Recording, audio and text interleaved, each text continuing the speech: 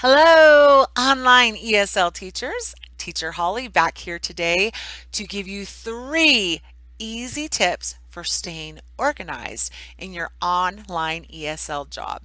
I know it's difficult. You're supposed to have supplementary tools, props, and all sorts of things. Flashcards, you name it, reward systems.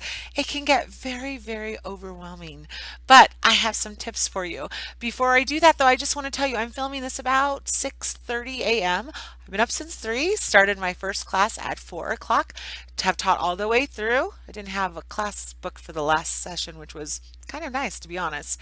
But I taught that whole time. When I was done, I looked around my space and it was organized. It was not chaos like it has been in the past, well, especially when I first started. When I was done, there were things thrown everywhere. Not so now. Now, lest you think I'm a naturally organized person, I'm really not. My kitchen would prove that. But I have learned that in this job, I must be organized to keep my peace and my sanity in this. So here's your 3 simple tips. Number 1, keep it simple. When I first started, I logged hundreds of hours on YouTube watching all sorts of videos. I recognize the irony because you are now watching my video on YouTube, but this is a little different because I would watch these to get ideas, and it seemed like every single one I watched, there were these elaborate sets.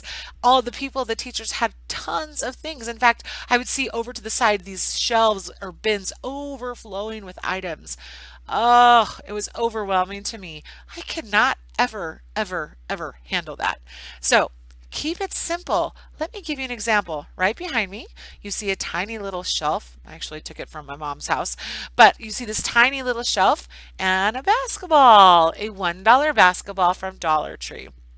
By the way, love Dollar Tree. In fact, I'm going to do another video about doing this ESL job frugally because you might have discovered it can get very expensive and it doesn't have to be. So I'll give you those tips another time. But for now, Dollar Tree, basketball. One prop. Think about all the things that I could use this for. Round, sphere, orange, basketball, sports, play, to throw, prepositions such as above, below, around, right? One prop for all of those things. I don't need a ton of two-dimensional pictures that show me all of those different things. I certainly don't need a ton of three-dimensional things to have to store. One basketball. Let me give you another example. You'll see behind me, I have an apple. This is a real apple, people, real. Think about what I could use this for. Eat.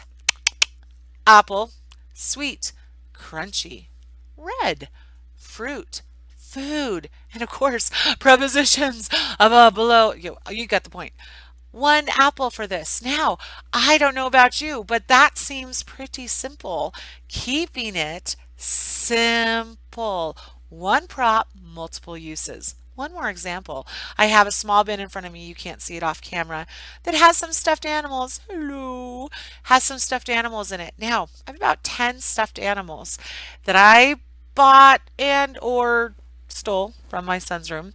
But when I went to the thrift store, they had a big bin of animals. I sorted through them. I found them. They were 25 cents a piece. That's it. So I got a dog. I got a panda. It is China. That sort of thing. And I use them. So here we go. I use this for when I need to model conversation. Hello, dog. How are you? I'm fine, thank you. We use it for animal body parts. Ears, nose, legs. Use it for color. Brown, white, black. Use it for eyes. That's body parts. Use it for all sorts of things. Use it for, of course, dog. One prop, multiple things. So keep it simple. The last suggestion I have for you in that one is I'm going to show you. Let me lift it. I have this bin, nothing fancy, just a bin I had laying around my house. I used file folders, cut them up, labeled them at the top through the alphabet with a couple of other supplementary titles, colors, people, that sort of thing. And in here, I file my flashcards and anything else that I need, like a picture of a dad or the flag of China, the flag of the United States. they go in here. And in my envelopes are my reward systems. I don't have a lot. I have 6 that I rotate through. That's on purpose. There are tons of great things out there. I keep it simple. And they're right there. That leads me to my second tip. Keep your items close so that when you are teaching, you can just grab stuff and even better, put it back. Grab it, put it back. It's lovely. Let me give you an example. Just today, I was teaching a little girl, and one of her vocabulary words was the word bed. Interestingly enough, she was not getting that short E sound. She was saying it as a short I. Bid, bid, bid. After quite some time just trying to orally drill it, getting my mouth very close to the camera to show her, I decided that, okay, time to whip out the magnets. So, see, actual example. So I have my magnets handy, right? And I had this whiteboard just sitting on the floor next to my desk, and I pulled it out and I started doing, I won't do it because you know how to do it, but I started showing her how to make each letter sound and then how to blend.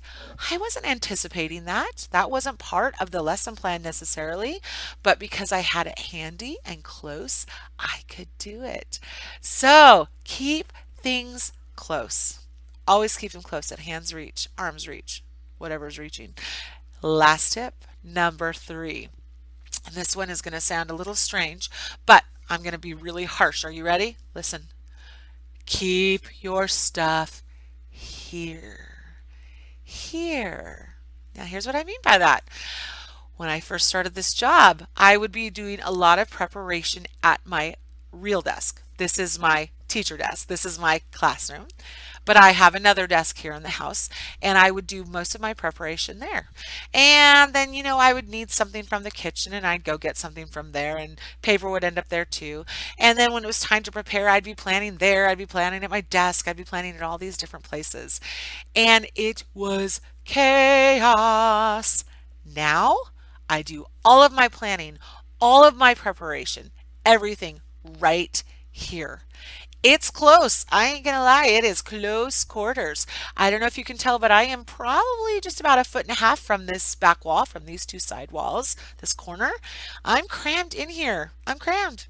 But this is my ESL world. It is lovely. It is lovely because it is here. When I plan, I use my stuff from here. I take notes. I put everything here. I don't do anything any place else unless I absolutely have to.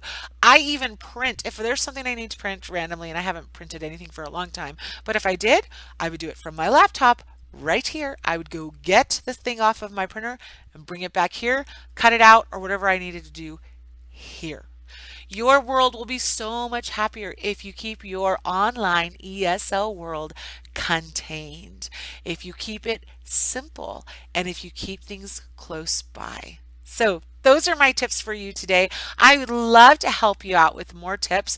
I will be doing another video on doing this frugally. Again, huge temptation to spend loads of money. Don't do it. Every dollar you spend is a dollar less you're making.